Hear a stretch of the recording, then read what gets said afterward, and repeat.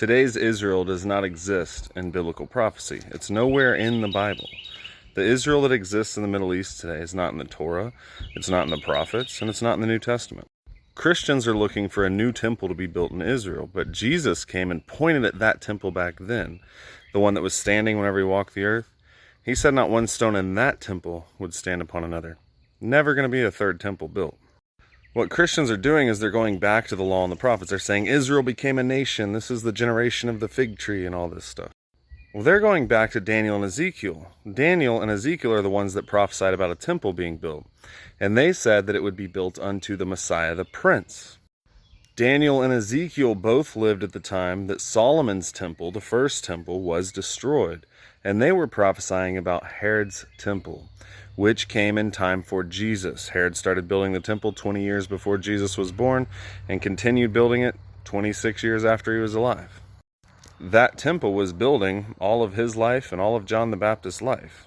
And in 63 BC, 63 years before Jesus, General Pompey ousted everybody in Jerusalem and gave Israel their land back, and they became a nation again.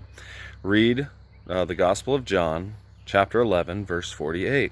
It said if they let Jesus alone, the Romans would come and take away both their place and their nation. And Caiaphas, being the high priest that year, didn't even know that he was speaking a prophecy. Go read it. That's what it says.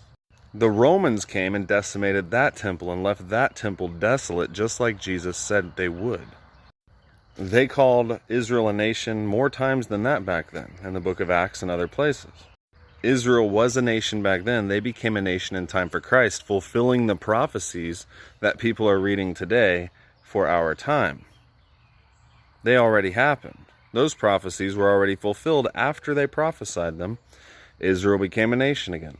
After they prophesied about the temple was rebuilt unto the Messiah, the Prince. Jesus pointed at that temple, said that not one stone in that temple would stand upon another.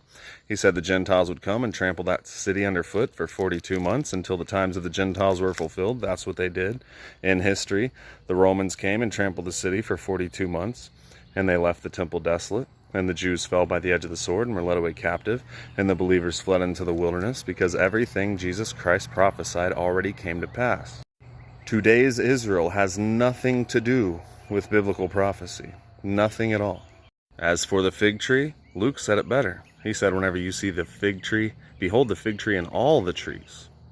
Jesus was just telling them that whenever they saw those things come to pass, to look up, for their redemption drew nigh, because Jesus was coming back then.